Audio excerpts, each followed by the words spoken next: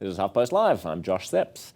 He's got restaurants around the globe. He's an author, winemaker, MasterChef judge, of course, TV producer, and a marathon runner. Joe Bastianich joins us in advance of the 26.2 miles he's about to run through New York City. Welcome, Joe. Great to have you here. Thank you. You're appropriately decked out. I was just out for a run, so in the park, so just kind of warming up. This is not your first marathon. No. How many? I'm a streaker. Counting on the one that didn't happen, I think it's my 7th. Wow. Yeah. Why? It's just, it's the best day in New York of the year, because it's a real New York holiday. It's non-sectarian. It's not religious. It's not, it's just it's the perfect weather. It's the perfect spirit. It's New York at its best, and the world comes and sees us. I love it. It's the best day of the year. I love it as well. I just don't love the running bit.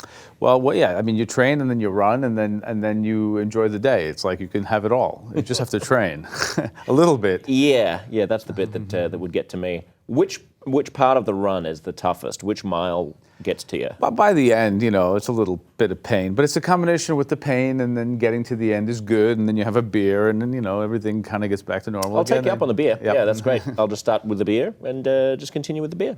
The beer is better after the run. Yeah, that's true. Did you always have this bug? No, it's a new thing. I started running just 7-8 years ago, so, just trying to get into shape, and I got the running bug, and then I started, and then I've done, triathlons and things since then. But New York, a year wouldn't be a year without a marathon in New York. I was surprised that you used to be a little overweight. Yeah, more than a little, yeah. More than a little? Like 50, 60 pounds I lost running. Look at that. Yeah. Did you do that just through running? Was it through Basically diet? just running. Well, I mean, eating less. Yeah. As I discovered a big secret. If you want to lose weight, you have to exercise more and eat less. It's extraordinary. Well, stop the press. Yeah, can you someone imagine? put in a call to upstairs? Yeah. HuffPost needs to know about this. Yes. It's amazing. But being a foodie, is eating less easy?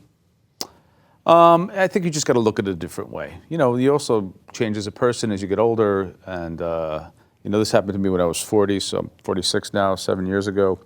And I think your body changes. How you metabolize food, and just how you deal with food. Doesn't mean you have to eat worse or you do have to eat less, but you just have to kind of think.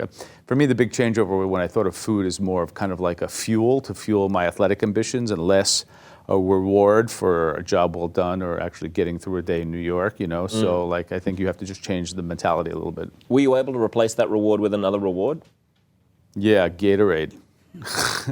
No, I mean the reward is for me is a great morning run. Like every day begins with a great run in the morning, and it's a different Pavlovian response, but it's always kind of rewarding the body. Just instead of food, it's something else. When you say that it's helpful to think of food as fuel, what kind of food do you eat to fuel up? I still eat a little bit of it. I don't deny myself anything, but before a marathon, the classic. You have some pasta. Try not to eat too much fried stuff. Nothing greasy. Bagel. Is there a dish that all self-respecting men should know how to cook? Spaghetti with tomato sauce. It's like the #1 survival food. And it sounds simple, but to make it good is not that easy. What's the biggest mistake? The products. You have to buy good, dry Italian pasta from San Marzano. You have to buy, from Gragnano. You have to buy San Marzano tomatoes. You have to use good olive oil, fresh garlic, salt, pepper. Just simple ingredients, and then just a little technique. And then don't overcook the pasta. That goes without saying. Yes. And make sure you salt the water like the ocean. You don't salt the ocean. No, the ocean salts itself, but your pasta water, when you boil it, should taste as salty as the last mouthful of water you gulped at Jones Beach. So remember that. Except without the toxic oil slick. Yes, exactly. Italy's expanding, which I was delighted to see abroad. We're heading São Paulo will open in January, and then downtown Freedom Tower for World Trade, and for Freedom Tower, sorry, and then Los Angeles next year. Great.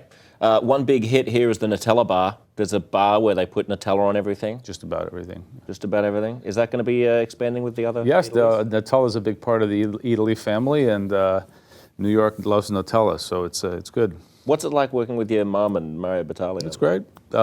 We've been partners for a long time. Italy is a nice new addition to our world, but we have a good way of getting things done. How do you resolve disputes? You got like rapid fire questions? Is that how you do? No, you can. We can. Go ahead. Keep on going. No, I'm ready. Just let it sit. What else you got for me? How about you? How's things? I'm well. So you're not a marathon runner. I'm not a marathon What are you runner. into? I like swimming. You like swimming? It's not a great time of year nor a great city. Where are you swimming. from? I'm from Sydney. Sydney. So you have to obviously swim. Very aquatic. Away from sharks. I was in Australia recently. It's kind of the land of food that wants to hurt you. Like everything down there you eat, ultimately you eat it because it wants to hurt you. So it's it's truly Darwinian in many ways. You find are that? you eating crocodile? Is that why you left? Shark? No, I left because of New York. New York's a great city to live in. Would you go back to Sydney? Yeah, I think so. But I guess Sydney's the media city of Australia. Right? Yeah, that's right. I mean, there are a lot more. It's a lot more interesting. I couldn't be doing this if I were in a medium-sized market like Australia, right? I mean, only you have to be in the States basically to have. I think it's like 25 million people in the whole country. That's right. like the tri-state area. Yeah, it has. I mean, I usually tell people it's the same size as the contiguous United States, and it has half the population of California. Yeah, small.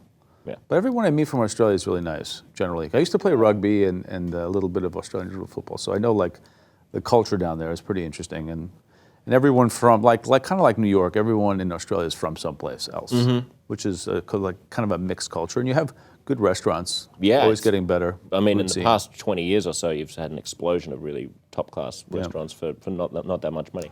And yeah, half the population arrived since the Second World War, so it's a very very recent.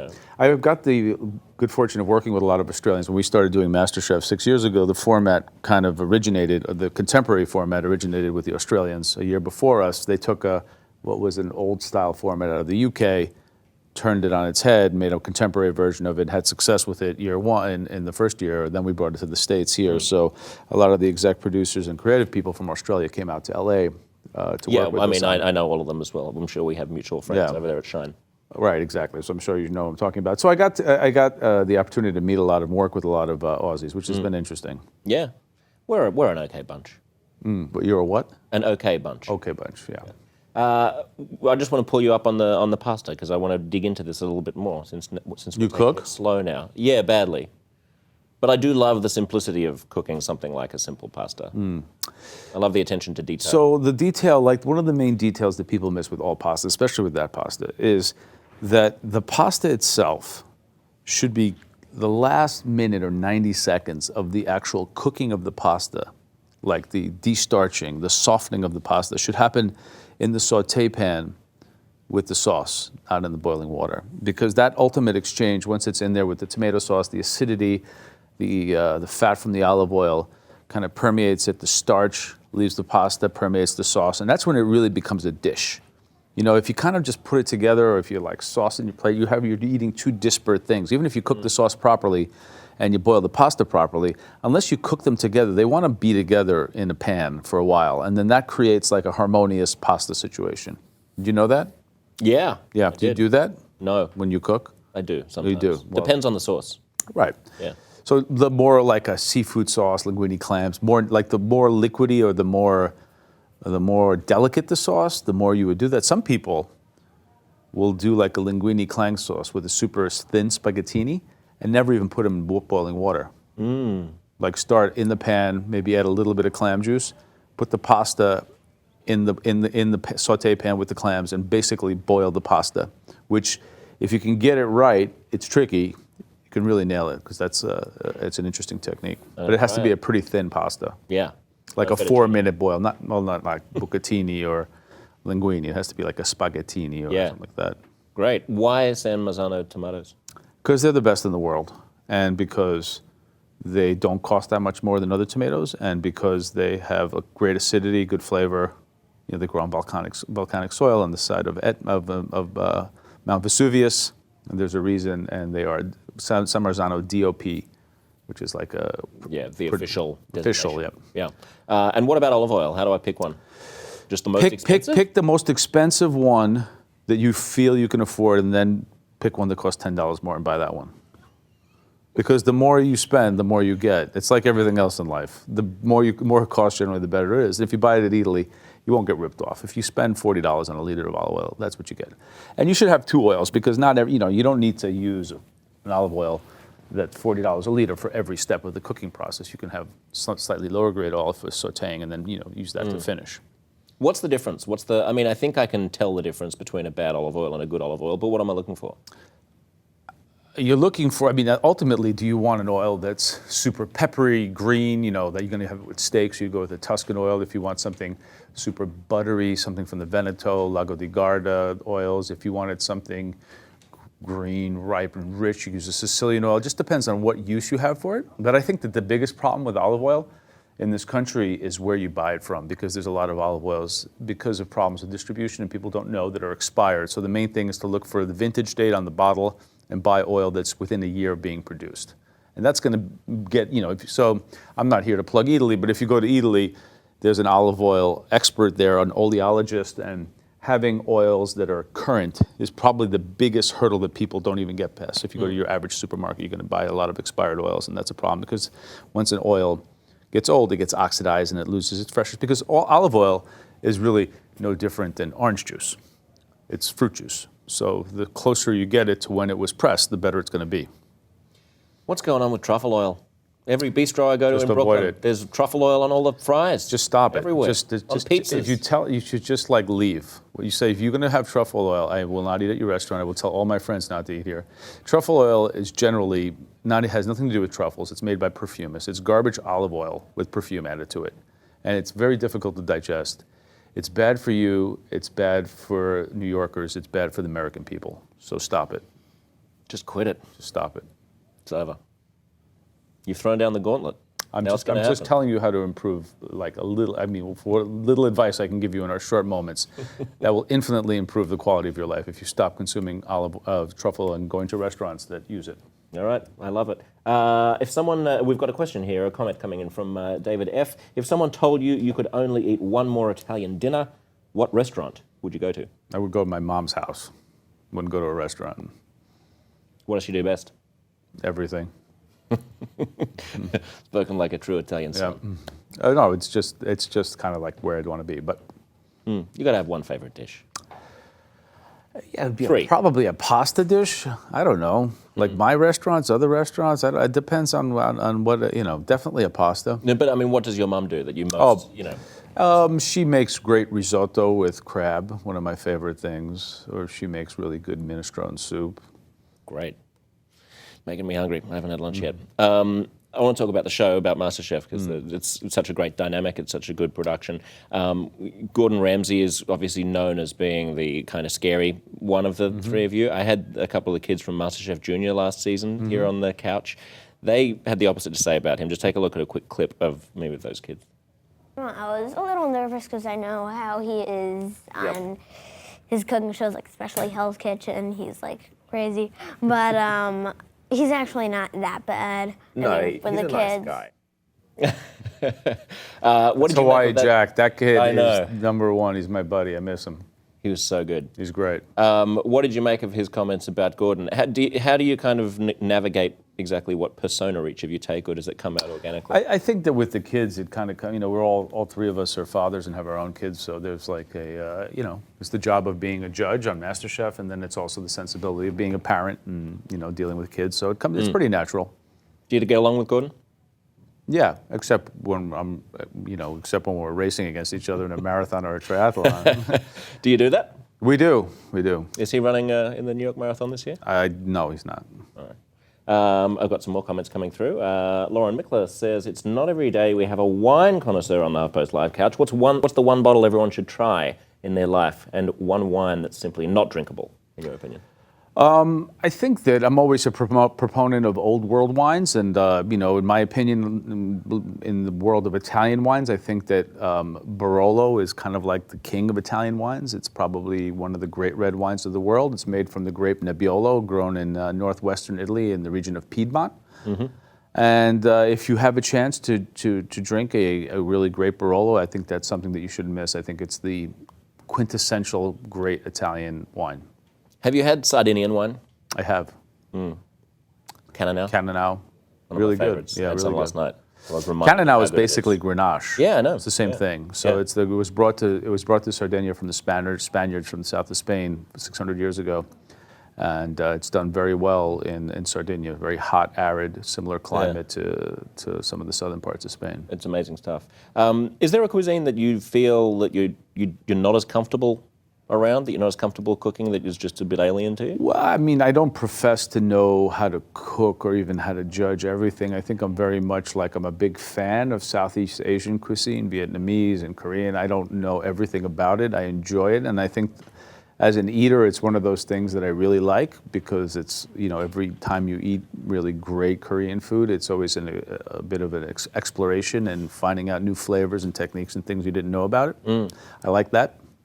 Can you infuse that into your cooking? Do you sometimes just taste something that's really I think unusual? that there's like sensory parameters that you can use, like that might influence you. Like if you have a great kimchi and that acidity, that combination of acidity and spiciness is something that you could relate into maybe an Italian dish that you might make or whatever. So, I think that in the world of food, on our palates, there's so few elements that comprise what really food tastes like: sweet, sour, bitter, salty.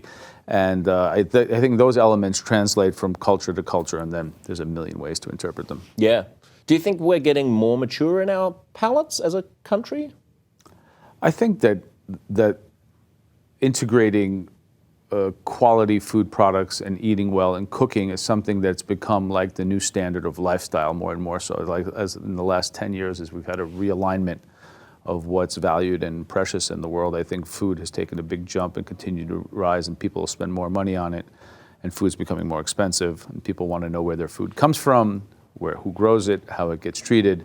So I think that kind of eating in that kind of way and being more educated consumer in how you acquire and how you treat food in your kitchen or how you cook it is definitely integrating itself more into lifestyles, and I think that's a positive thing. Are you troubled by how we raise most of our food? Industrialized agriculture. Of course I am, and I think that if you see the documentaries and you read the press, you would be too. What I don't want to be, and what sometimes pisses me off, is kind of there is an elitism and that's involved in eating in such a responsible way that is unreachable and unpractical for a large portion of our population. So to be preaching from a lofty perch at people who you're saying, don't eat this, don't do that, you need to do that, in ways that's just not economically viable, I think is kind of counterproductive. Mm-hmm. So I think that the real solutions are, going down the economic food chain and giving people real access to real food, but in a way that it's actually something they can integrate into their lifestyle. In the world that we live in, you go out, you order a $42 entree tonight at a restaurant, and yeah, of course that pork had a name before it was raised and petted before you get to eat it. But like not everyone lives in the world of $42 entrees. A lot of people. I don't live in the world of $42 entrees. Yeah, I bet. But I think a lot of people in this world have $150 a week, to feed a family of 6, and that's where the rubber hits the road. And then you start talking about, well, yeah, but you have to eat sustainably, and you shouldn't buy food at big supermarkets, but it's like at the end of the day, you got to put food on the table. So that's where the real traction comes. The people who are dealing it on that level. A Mark Bittman or a someone who is an advocate for this kind of slow food movement would say that if you had a little garden out back, if you raised your own tomato, you grew your own tomatoes, if if you actually added up, feeding a family of 4 at McDonald's is more expensive than just creating a simple pasta with tomato sauce and growing the tomatoes yourself. I agree. But even Mr. Bittman would agree that the luxury and time and dirt of having a garden is probably something that eludes 95% of the U.S. population of people who have to eat. So we're still, even the people with the little tomato patch are still a very rarefied existence. And you're talking about people who are working 2 jobs and 90 hours a week and have kids in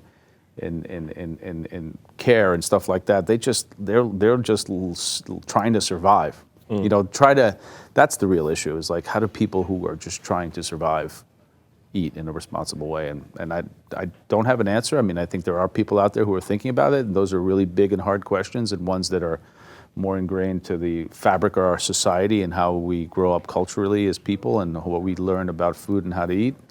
It's a real big problem. How did your upbringing influence the way that you think about food? When did you start getting the bug for cooking? I was kind of brought up by people who have always cooked and grown food, and had the privilege of having that garden and being sustainable in that way. And so food is something that was always something that was close and grown and important and seasonal. And I never had to really think twice about it. And when I figured out I was going to make a living selling food, it was kind of very much in my DNA. Growing up, son of Italian immigrants and people who've always made their life in the food business, it wasn't really a big stretch for me to start to think that way. Like my grandmother has been growing tomatoes and salad for 90 years, and she eats that, and she has a chicken and grows an egg, and that's her dinner, and she has one light bulb in her kitchen, not 62, you know what I mean? And like she lives in a very sustainable way. And I think that if you look at those kind of things, those are the standards that just kind of like more contracted lifestyle. Not everything needs to be so big, incredibly huge and illuminated and wasteful. There is a way of living smaller. Mm. And you worked on Wall Street for a while, right? I did briefly, yeah.